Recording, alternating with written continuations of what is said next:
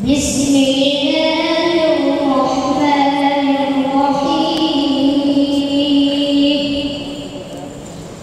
يا أيها الذين آمنوا استعينوا بالصبر والصلاة إن الله مع الصابرين. ولا تقولوا لمن يقتل في سبيل الله أموات بل أحياء ولكن لا تشعرون. ولنبلونكم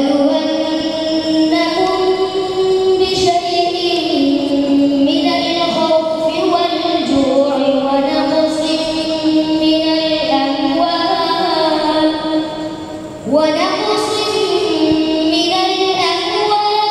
والأنفس والثمرات وبشر الصابرين.